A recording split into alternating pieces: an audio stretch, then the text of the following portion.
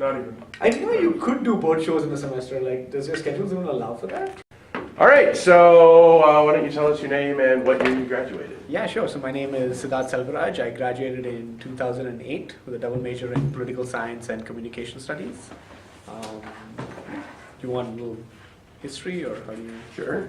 Yeah, sure. So I came from Bangalore, India, and after Gustavus, I went to Boston University. I did my master's in film production. I did that for 2 years, and now I currently work in a film production house back in my hometown of Bangalore that I started with a few of my friends from high school. We predominantly do film and marketing videos for corporates, nonprofits, educational institutions. We've been doing that for about 5 years now, and we have about 10 people on staff full time, and that's been happening since I graduated from Boston. So, yeah. Awesome. How did you first get involved in IMWR? So I got involved predominantly in IMWR in my sophomore year. I was very interested. I mean, what really struck me was E Pluribus, obviously, when I was a freshman here, and the way that some of these very hard to communicate topics or hard to discuss topics were done through art and through theater attracted me a lot to the work that IMWR was doing. And so I got in touch with a few of the people that were working there, were a part of the team. And so my sophomore year, we did E Pluribus together, which was great.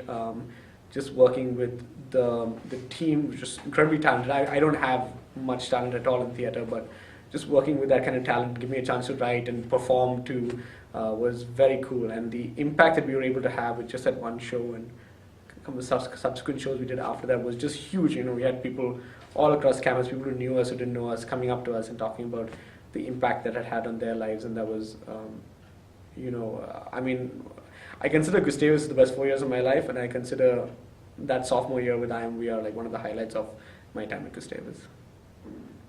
Awesome. What was the social climate like at Gustavus during your time here? So I don't know how to necessarily compare the social climate of 2004, 2005 to what it is like now, but I know, it was definitely not particularly racially diverse. Definitely not a lot of LGBT issues that have not necessarily been resolved by any means, but are better now. Were obviously a lot more significant back in the day, and they were particularly the time of E Pluribus when I was involved. Sort of a spate of hate crimes that were happening sort of around campus, some anti-Semitic, some homophobic, and so that was the kind of the environment that we were in. And one of the struggles that I've always had with Gustavus, and I love the institution dearly. That's why I keep coming back. But there was always a little bit of a disconnect with how I felt the college was being portrayed and how it might have been for people here.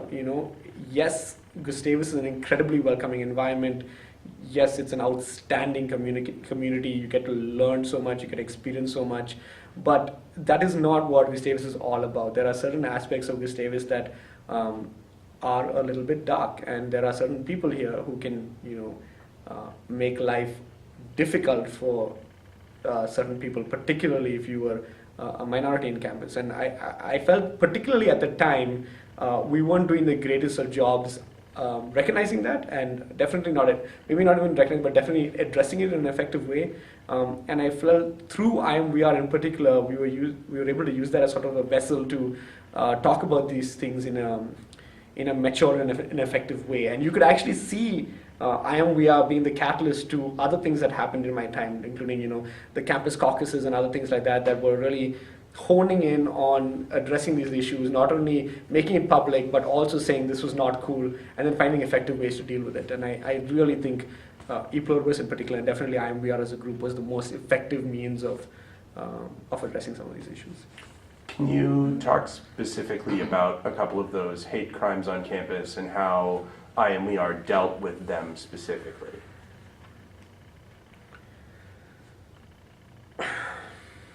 I need to rack my brains a little bit. Okay, so do you guys do? I know there's a term for the bit, but I don't remember. I can't remember now. Where at the end we turn the lights off and we do the words of hate. Is that what it's called? So that's the perfect example. I think that was the most powerful image for me of IMWR, both as a performer as well as an audience member my first year. So when we did words of hate, I think what we did in our year, which was very interesting because we had a few people who were affected by hate on campus, to write down words that were actually said to them or to people that they knew. And so definitely when we were coming up with that process, it was so personal for us because we were actually performing things, I mean, both in different sketches, but particularly in Words of Hate, that had happened to us personally and in our experience. And that was, and when it's that personal to you as a group, I think you end up being a lot more authentic with your performance. But more importantly, I think that gave first years and after that the entire campus a very realistic picture of what could happen on campus. Particularly during orientation, Gustavus is painted as an incredibly rosy place, which, as I said, it is. It's an outstanding environment. But these things happen, and just acknowledging it in Words of Hate and in other sketches, I think was so important for first years in particular to, add into their image of Gustavus, because I think that the sooner people acknowledge that, the better they're going to be at addressing some of these issues when they're here, and or even if it happens to them, they know that there is support around them and that these things happen. So yeah, Words of Hate is definitely an example of that. What issues that were personally important to you did you get to express, and what was it like to express them? Yeah, so we are in. I guess the pluribus, to some extent in particular, was so good as almost, not necessarily say personal therapy by any means, but just a way to personally try and deal with some of these issues, both as an internal group as well as obviously performing it out. And I think sexual abuse in particular for me was something that I was personally interested in exploring theatrically, and certainly to some extent from a personal perspective. And we are giving me a space not only to work on a sketch on that, but we had got some people to perform it, and that was just such an incredible experience for me to just see it being performed live and being able to work with it with a group of like-minded people who were interested in sort of honing in on the story, and the feedback that I got from it from people that watched it, I think it kind of hit home personally to a lot of people, which was it's just so fulfilling, because I genuinely believe art, theater in particular, has such a unique ability to raise public awareness, quite frankly, and raise the level of debate in society. And what VR is trying to do is not only raise that level of debate, but trying to convert that into public action, right? Convert public opinion into public action, and that is so incredibly cool, because I don't know how many other tools are available on campus, or quite frankly even universally, that is able to not only communicate things to people, raise raise awareness and public opinion, but try and convert that into action on some of the most important topics of our time. And I was proud to be a very small part of it. That was very cool. Are there any scenes or skits that you remember vividly other than Words of Hate? Yeah, Words of Hate was really intense. So I remember a body image thing, because I remember a lot of close friends of mine that were involved in it. I think body image in particular was something that a lot of people were very passionate about communicating, particularly in my group, and I imagine over the years as well. And I think it was short monologues, and I think it was just 4 of them on stage, and I could see them all very vividly. And not only were they communicating their own personal stories, and I believe all the actors were the ones who actually had written these personal stories as well, but they were undressing at the same time, which from a visual and theatrical perspective is just so jarring, because you are talking about you're looking at these kids and they're saying these incredibly personal things that basically, I don't know if destroyed is too heavy a word, but really played a large part in what they were in their childhood and what was really hurting them personally, and what they were feeling, and the fact that they were talking about body image, but at the same time undressing and coming to a closure of the fact that it is now okay and that they're now comfortable with it. Taking you on that arc visually as well as from an oral standpoint was just an outstanding sketch. So yeah, that's something that certainly comes to mind. Yeah. Before we get to the next question, I'm going to plug in the camera really quick. Yeah, sure. There we go. Do you need me to move? Yes. All right. Just gonna Swap around. Yep. And then Background here. just gonna. Now I just need to, I'm going to stop Zoom. So what have you done since I Am We Are? So since we are, well, I've graduated, which is cool. I've always been interested in trying to figure out how art and theater in particular is able to impact the way people think about things, and so I always wanted to explore that through media, multimedia. And so after my degrees in communication studies in particular at Gustavus and political science as well, I studied film production in Boston University, and after that I headed back to Bangalore, and a few of my friends from high school started up a film production house. Where it was ironic because these friends from high school and I had started up a community theater production house when we were in 10th grade in high school, and we wrote, we produced, we directed our own plays, we put them up in various locations across the city, and we tried to do it on social justice issues really, and we raised money through ticket sales and corporate sponsors, and then we try and find issues, organizations working on the issue of the plays, so our play on drug abuse, we'd find a drug rehab center, and then forward our money there, based on our production, which is quite cool. And so that same team stuck together, and we started up this film production house, and we do a very same thing now, but just through film, through the medium of film instead of theater. And yeah, it's going quite well. We're about 5 years old now, and over 10 people. It's going good. And has the fact that you were in I Am We Are helped you in what you're doing right certainly. now? I mean, I Am We Are just reinforced a lot of the things that I think I knew a little bit about, but just gave me a very clear understanding of like how much impact you can have with theater and the arts and media to change perceptions. It's incredible, and nothing else can do that as well. And so I Am We Are was incredibly helpful in sorting that out for me. What large events happened on campus while you were here? Be it organized events or incidences that could or could not be related to hate crimes, just things that got the campus talking. Okay, so I do know for whatever reason there was a spate of swastika drawings across campus for a couple of years. Not only large ones in the eyes drawn at Euler, but just idiots scribbling things on notice boards and things like that. And that was a huge issue. I think homophobia in general was, and I think definitely still is an issue, but it has sort of manifested itself in scribbled drawings on bathroom walls and like notepads and things like that were put all across campus, and I think that was certainly a very strong issue. And those are the two main things that obviously come to mind. There were racial slurs, there were issues with incidences of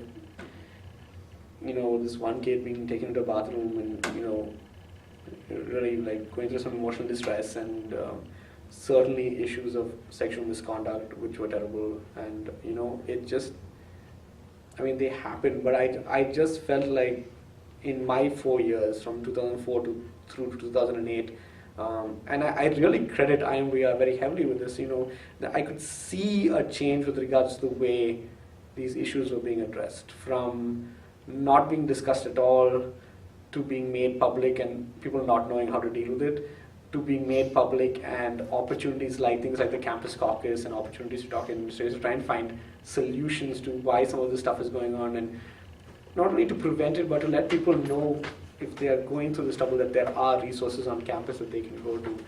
And that, I think that entire span, I saw that arc happening even in my very short time at Gustavus in my 4 years.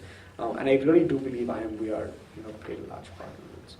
What was the campus caucus? You brought it up a couple times now. So the campus caucus, I think the first campus caucus that happened was specifically with regards to one very large swastika that was drawn outside Euler.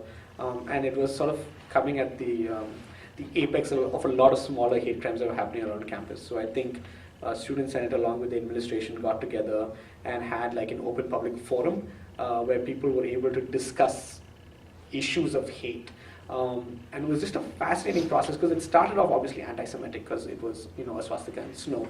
But there were so many people coming up, who were from the LGBT community in particular, or who were racial minorities, talking about not only things that had happened to them, but also a lot of people coming up to say what a supportive environment Gustavus is, which was incredibly cool because, I don't think there was many opportunities for people to publicly say this stuff is happening to me and it's not cool and we should do something about it. But for a predominantly white, dare I say predominantly straight community, for them to even hear these issues even existed and were a problem were, I think, addressed to a large extent for the first time through the Campus Caucus. And we've had other Campus Caucuses during that time period, but the Campus Caucus in itself wouldn't exist if I think e-pluribus didn't exist, because it was the first introduction to particularly first-year students about these issues. And so I think it was very important. So. Did IMWR have a role in the Campus Caucus? I don't think so, but a lot, and I very distinctly remember this, a lot of IMWR members spoke at the Campus Caucus, and they did an outstanding job clearly articulating a lot of things that people were feeling and thinking about. Is the fact that you were a young man from India, did you ever get any negative comments or any just kind of negative feelings put towards you from others on campus? No, Gustavus for me personally has always been an incredibly welcoming environment. I've never felt slighted at all by the color of my skin or where I came from or the way I talk. A couple of times in St. Peter, people driving by late at night would say something and then drive by, and and that sucks and that's awful. But I've never felt remotely unsafe or insecure in Gustavus, for me personally. What was the I can't think of the right word. How did the group function while you were a part of it? Yeah, so I think when I was doing e-pluribus, actually Amy was, I think, on sabbatical at the time, so Amy wasn't as directly involved in the first bit of it. So I was brand new, so several of the senior leaders that were taking up the task. This was my first time. Obviously, Amy was very involved later on in the process, and I remember it being incredibly open. So I run a business now, so I understand how hard it is to have 20 people sitting in a room all at an equal level and just getting things done. And it kind of just happened, to the best of my knowledge. Like, I know it was a lot of hard work and there were obviously disagreements and things like that, but it was an incredibly open environment, incredibly safe environment where people were able to talk about such incredibly sensitive things or things that meant a lot to them emotionally, and feel completely safe in that space. So safe as a safe space and an incredibly collaborative environment are two things that definitely stand out for me with regards to when I think about those days in IMVR. They were really talented. They were incredibly talented kids, not only from a performance perspective, but some of their writing was just incredibly good. Are there any skits that you remember writing yourself? Yeah, I remember writing one on sexual abuse, which I worked on with obviously everybody in the group, and another member of the team, Lily, performed the bit, and it was about, so the stage is clear, there's one spotlight, there's a girl, and she's happy, and she's, I think, combing a Barbie doll, and she's talking about her fear of spiders and how incredibly scary spiders are. And in the end, we realize that the spider is sort of a metaphor of her relationship with her father, and how her father used to abuse her when she was a child, and when she is a child, when she is now. And so yeah, that was one of the skits that I did, and it was I think we've only actually heard of that one. I think that came up in Oh, one yeah. of our earlier interviews. It- It was one of the it powerful did. ones that someone else remembered. Oh, very cool. I'm so glad. That was cool. It's a kick-ass. It was kick-ass. That's completely the wrong terminology. But, I had, and it was only an environment like IMVR that I was able to do something like that. And that was very cool. Who were the leaders who adopted leadership positions in IMWR while you were there? Wow, I mean that's a very tricky question because I think IMVR tried really hard not to have leadership, and I don't mean that in a negative way possible, but definitely had an open environment with regards to exchange of ideas and things like that. But I know so many people took on different roles.